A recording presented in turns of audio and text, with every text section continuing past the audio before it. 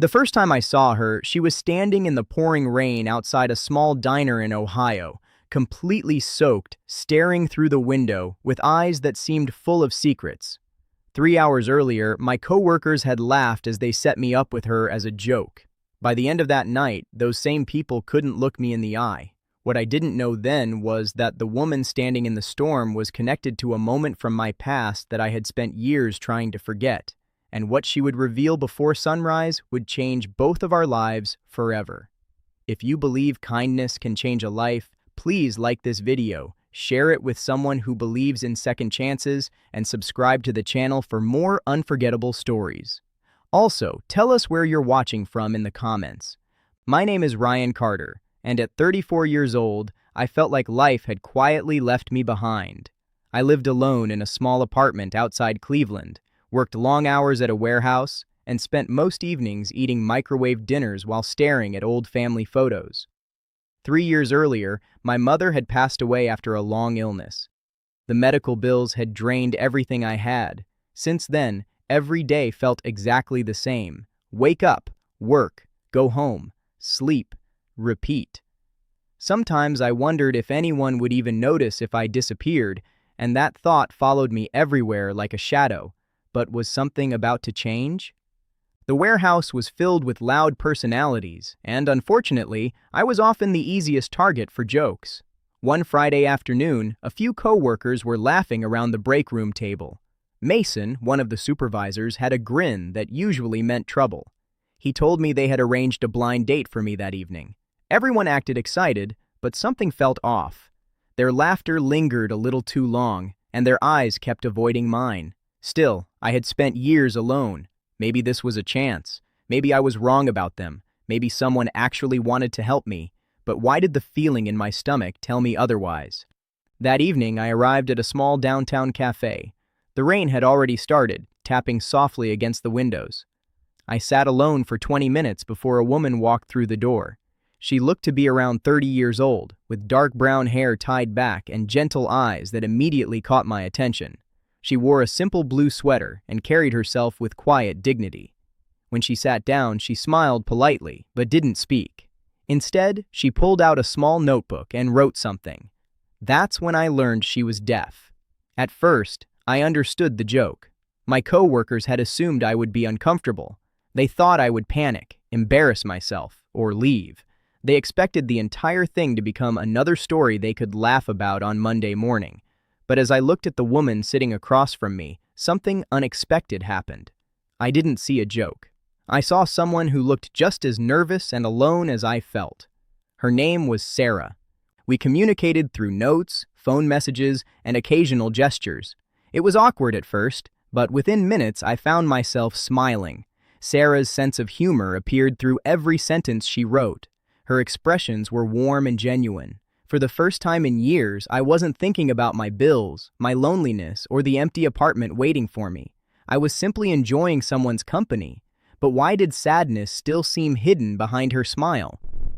2 hours passed faster than I expected. When we finally stood to leave, I noticed a group of my coworkers sitting across the street inside another restaurant. They had been watching the entire time. Their faces showed confusion instead of amusement. The joke had failed. Instead of becoming embarrassed, I had actually enjoyed the evening. Yet Sarah seemed troubled when she noticed them. What was she worried about? Outside, the storm intensified. Thunder rolled across the sky. Sarah suddenly looked anxious and pointed toward the cafe restroom. The manager shook his head because they were closing. She quickly wrote a note asking if there was anywhere nearby she could use a bathroom before traveling home. Without hesitation, I offered to help. A few minutes later, we reached a small diner that stayed open all night.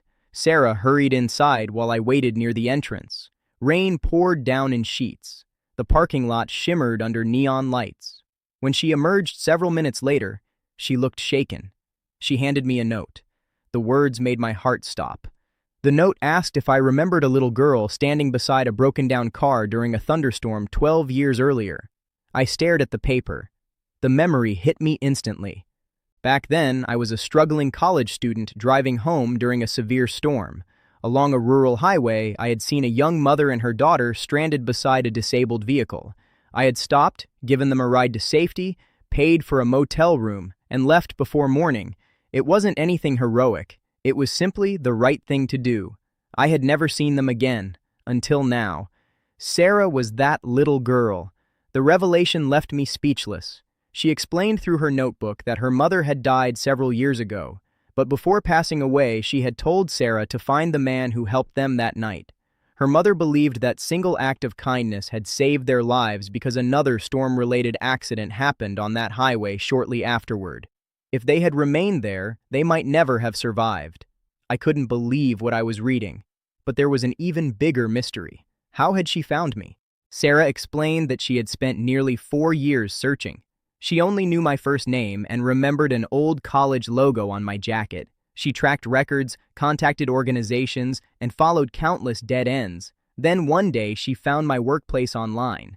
Coincidentally, one of my coworkers knew someone connected to her search. When they realized who she was looking for, they arranged the date. Except they never understood the real reason behind it. To them, it was a joke. To Sarah, it was the end of a 4-year journey.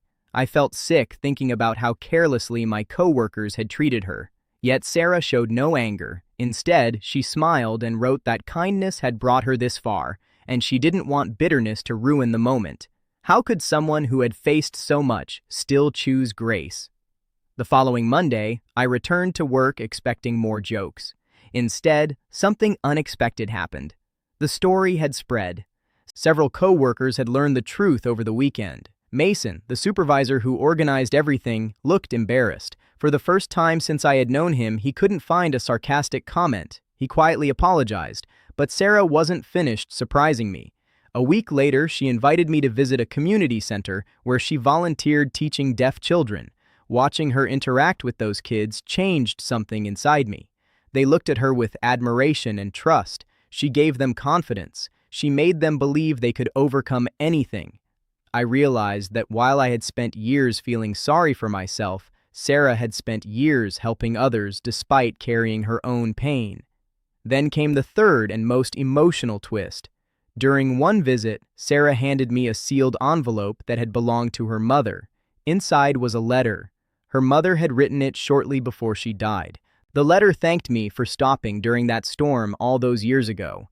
She wrote that many cars had passed without slowing down. She had nearly given up hope. Then one stranger chose to help.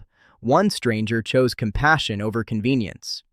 Near the end of the letter, one sentence made tears fill my eyes. It said that we rarely discover the true impact of our kindness because most stories continue long after we walk away. I sat there holding the letter while memories flooded back. For years, I had believed my life didn't matter. I had measured my worth by money, promotions, and failures. Yet the act that mattered most had taken less than an hour and required nothing more than compassion. If this story has touched your heart so far, please take a moment to like the video and subscribe. Your support helps us share more stories that remind people there is still kindness in this world. Over the next year, Sarah and I became inseparable. What began as a cruel joke transformed into one of the greatest blessings either of us had ever known. We learned each other's worlds. I learned sign language. She taught me patience, perspective, and courage. Together, we discovered that loneliness loses its power when someone truly sees you. And the coworkers who once laughed, they never laughed again. Not because I proved them wrong with anger or revenge. I silenced them with kindness. Comment. Kindness wins if you believe one small act can change someone's future. Today, whenever storms roll across the Ohio sky, I think about 2 rainy nights separated by 12 years. One involved a frightened little girl beside a broken-down car. The other involved a deaf woman walking into my life carrying answers I never expected. Both nights began with rain. Both nights began with uncertainty. And both nights proved the same truth. You never know how far a single act of kindness will travel. A small gesture may seem forgotten tomorrow, but somewhere, years later, it could become someone's reason to keep believing in people. It could become hope. It could become healing. It could even lead 2 lost souls to find each other. Because kindness has a way of coming back when you least expect it. And sometimes, it returns with a smile powerful enough to change your entire life.